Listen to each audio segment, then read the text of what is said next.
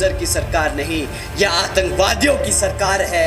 अपनी आवाम को गुलाम बना कर रखा है। और इलेक्शन कमीशन को लगे कि हमें तालिबान नहीं बोलना चाहिए था या भाजपा को आतंकवादी नहीं बोलना चाहिए था। नमस्कार, मैं तनुज दीक्षित, आप सब मेरे साथ देख रहे हैं नेक्स्ट टाइम न्यूज़। आप सबका बहुत बहुत स्वागत है मेरे खास प्रोग्राम सत्ता से सवाल में। लोकसभा चुनाव 2024 बयानबाजी बहुत ज्यादा तेज है और उत्तर प्रदेश में आकाश आनंद मायावती के भतीजे कुछ ऐसे बयान दे रहे हैं जो इस समय चर्चा का विषय बन रहे हैं। दरअसल आज भी उनका एक बयान सामने आया है भारतीय जनता पार्टी को लेकर। आकाश आनंद बातों बातों में ये भूल गए कि मैं क्या बोल रहा हूँ और इलेक्शन कमीशन तक को उन्होंने चैलेंज कर डाला। आकाश आनंद कहते हैं कि भारतीय जनता पार्टी आतंकवादियों की सरकार है, मतलब कि हमारे देश में जो सरकार चल रही है वो आतंकवादियों की चल रही है। और कहते हैं कि इलेक्शन कमीशन अगर इसके बाद मुझ पर कोई कार्रवाई करना चाहता है तो पहले जमीन पर आकर देखे, फिर उसको पता लगेगा कि वाकई में हमारे देश में आतंकवादियों की सरकार है। मैं अपना प्रोग्राम शुरू करने से पहले आपको आकाश आनंद की ये बाइट सुनवाना चाहता है। साथियों, इन सरकारों ने, भाजपा की सरकार बुलडोजर की सरकार नहीं, यह आतंकवादियों की सरकार है। अपनी आवाम को गुलाम बना कर रखा है। ऐसी सरकार का समय आ गया है अब खत्म होने का। और यहाँ पर बहुजन समाज पार्टी की सरकार बनाकर, बहन जी को प्रधानमंत्री बनाकर यहाँ पे उत्तर प्रदेश में बहुजन समाज पार्टी का राज कायम करने का।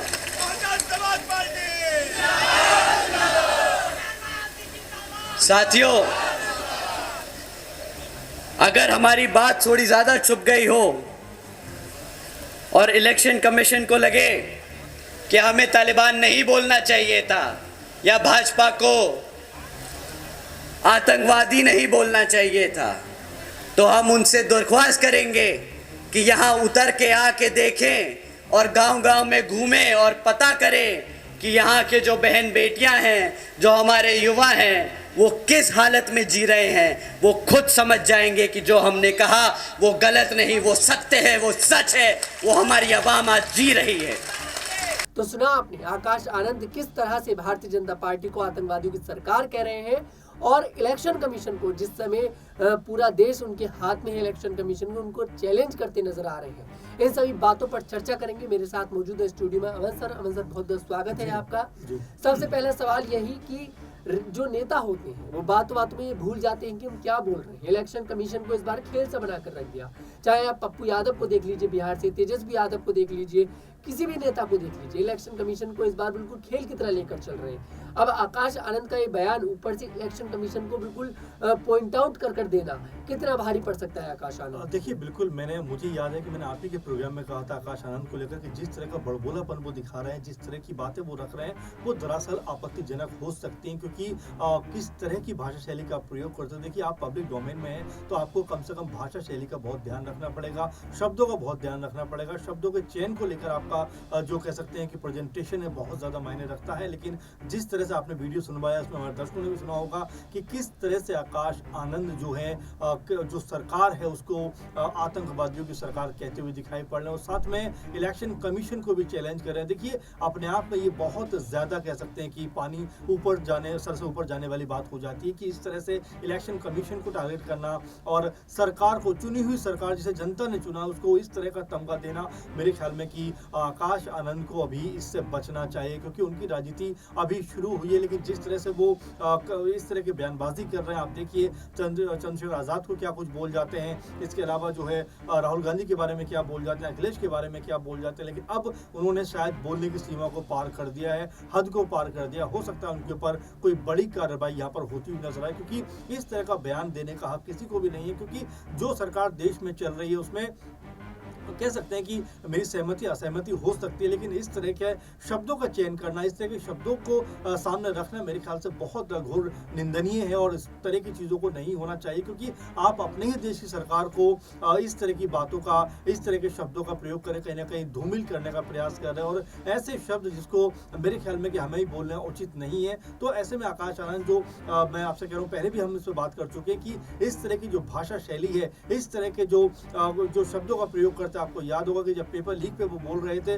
तब भी उन्होंने ये कहा था कि जब पेपर लीक होता है तो मन करता है गुर्दे निकाल लेना चाहिए, उसको जमीन में जिंदा गाड़ देना चाहिए। ऐसी जो शब्द लगातार आकाश आनंद बोल रहे हैं, तो मुझे यही लगता है कि बदनाम होंगे तो क्या नाम ना होगा। तो वो बदनामी के जरिए कहीं ना कहीं नाम बनाना चाहते हैं आकाश आनंद, लेकिन उनको पता नहीं है कि जो राजनीति की डगर है बड़ी चिकनी डगर होती है, बहुत फिसलन यहाँ पे होती है। जरा सा आपका कह सकते हैं शब्दों का हेर फेर हुआ तो आपके लिए मुश्किलात खड़ी हो सकती है। वैसे में बीजेपी भी कोई बड़ा एक्शन इसके ऊपर करती हुई नजर आएगी, चुनाव आयोग भी हो सकता है कोई बड़ी कार्रवाई इसके ऊपर करता हुआ नजर आए, और साथ में आकाश आनंद को हो सकता है कि मायावती की तरफ से भी फटकार लगती हुई नजर आए, क्योंकि ऐसे शब्दों का प्रयोग किसी के लिए भी उचित नहीं है, अनुचित है, और ऐसे शब्दों को कभी भी सामने नहीं रखना चाहिए। आप बिल्कुल अपनी बात रखिए, आप बिल्कुल अपने जो कह सकते हैं अंदाज, जो भी आपका बयान है, जो भी समझ उसके हिसाब से रखिए, लेकिन इस तरह की बातों को बोलकर कहीं ना कहीं आप अपने आप को बहुत ज़्यादा कह सकते हैं हल्का महसूस करवा रहे हैं, क्योंकि लोग आपको सुनते हैं और इस तरह के शब्दावली को सुनते हैं तो जाहिर बात है कि जो लोग आपके साथ होंगे भी फिर वो आपसे हटना चाहेंगे, क्योंकि आप अपने ही लोगों पर इस तरह की तोहमत लगा रहे हो जिसका कोई आधिकारिक ना कोई सबूत है, ना कोई कह सकते हैं उसको कहने की जरूरत है, लेकिन फिर भी आप ऐसे शब्दों का प्रयोग करके कहीं ना कहीं खुद को लाइमलाइट में लेना चाहते हो, जो सरासर कह सकते हैं गलत चीज है। जी बिल्कुल, अब देखिए उन्होंने चैलेंज करा, बीजेपी को चैलेंज करा, इलेक्शन कमीशन को चैलेंज करा, तो बीजेपी की तरफ से इस पे प्रतिक्रिया आनी तो बिल्कुल बनती थी। अब ऐसे में बीजेपी नेता ने भी उन्होंने बोला है कि ये जो चैलेंज है उन्हें बड़ा भारी पड़ने वाला है आकाश आनंद के लिए। मैं आपको उनका ये छोटा सा बाइट सुनवाना चाहूंगा। आकाश आनंद बहुजन समाज पार्टी में नए परिवारवाद का नया अंकुरण है, और इसीलिए वो जानबूझ करके प्रयास कर रहे हैं कि कैसे मीडिया में उनको ज्यादा से ज्यादा सुर्खियां मिल सकें। इसीलिए जानबूझ करके रोज कुछ ना कुछ विवादित बयान देने का प्रयास कर रहे हैं। लेकिन भारतीय जनता पार्टी के संदर्भ में जिस प्रकार की उन्होंने टिप्पणी की है, इसका खामियाजा उनको निर्वाचन आयोग के द्वारा भी भुगतना पड़ेगा और जनता की अदालत में भी भुगतना पड़ेगा। भारतीय जनता पार्टी के संदर्भ में की गई टिप्पणी उनको बहुत महंगी पड़ेगी। तो सुना आपने, बीजेपी नेता बोलते नजर आ रहे हैं कि आकाश आनंद को अब बहुत भारी पड़ने वाला है। मतलब साफ तौर पर अब ये उन्होंने बता दिया है कि इसमें एक्शन जरूर लेगी बीजेपी अब इलेक्शन कमीशन से शिकायत करे या आगे चलकर जो भी कार्रवाई करे, मतलब इसमें कार्रवाई तो जरूर होने वाली है, ये तो साफ तौर पर दिखाई देता है। अब ऐसे में बागडोर मायावती को अपने हाथ में लेनी पड़ेगी सर, या फिर अभी भी मायावती बिल्कुल आकाश आनंद का सपोर्ट करती हुई नजर आएंगी? जी देखिए बिल्कुल, और मैं तो पहले ही कह रहा हूँ आपसे, मायावती को जरूर फटकारना चाहिए, बोलना चाहिए कि ऐसे शब्दों का आप कैसे प्रयोग कर सकते हो। इलेक्शन कमीशन की नज़र आपके ऊपर है, तमाम देश की नज़र आपके ऊपर है, जिस सभा में आप जाते हो लोग भी कहीं ना कहीं आपको सुनने के लिए आते हैं, लेकिन जब आप ऐसे शब्दों का प्रयोग करोगे तो कोई भी आपको नहीं सुनना चाहेगा। और यहाँ पर कम से कम मायावती को सख्त तेवर में जो है आकाश आनंद के खिलाफ जो है रुख अपनाना चाहिए। अब देखना होगा आकाश आनंद जो लगातार बड़बोले बयान देते हैं, लगातार कंट्रोवर्शियल स्टेटमेंट देते हैं, कितना उसमें चेंजेस कर पाते हैं, क्योंकि अभी इलेक्शन कह सकते हैं कि बड़ा है, क्योंकि अभी 2 ही चरण हुए, ऐसे में अभी 5 चरण होना बाकी। और कमाल की बात तो यह है कि यूपी के अंदर 7 के 7 चरण में चुनाव है, तो ऐसे में आकाश आनंद जिस तरह की भाषा का प्रयोग कर रहे हैं, हो सकता है कि इलेक्शन कमीशन की तरफ से उनको फटकार लगती हुई नजर आए। बीजेपी ने भी, जैसा आपने वीडियो सुनवाया, उसमें भी बीजेपी की जो प्रवक्ता है वो ये बात कहते हुए दिखाई पड़ रहे हैं कि आकाश आनंद को ये भारी पड़ता हुआ नजर आएगा। तो देखिए पहले सोचिए, फिर तोलिए, फिर बोलिए, ये जरूर होना चाहिए, क्योंकि देखिए विज्ञान भी कहता है ये बात को कि जीभ पे लगी हुई चोट सबसे पहले ठीक होती है, लेकिन जीभ से लगी हुई चोट कभी भी ठीक नहीं होती है। तो ऐसे में आकाश आनंद को अपने जुबान पर संयम रखना चाहिए, अपने जो भी कहने की जो कह सकते तरीका है उस पर संयम रखना चाहिए, तब हो सकता है कि उनको जो है अच्छी लोकप्रियता मिलती हुई नजर आए। लेकिन अगर ऐसे शब्द करेंगे, ऐसी बातें कहेंगे, तो उनकी जो राजनीति है वो स्टॉप होती हुई भी नजर आ सकती है। बड़े मंचों से कहीं ना कहीं फिर उनके बोलने पर भी पाबंदी लग सकती है। खुद मायावती उनके खिलाफ कोई बड़ा एक्शन इस तरह की बातों को लेकर ले सकती है। जी वाकई में मायावती बड़ा एक्शन ले सकती हैं, और मायावती को बड़ा एक्शन लेना भी चाहिए, क्योंकि देखिए सत्ता में चाहे किसी भी सरकार हो, लेकिन उसको जनता ने चुना।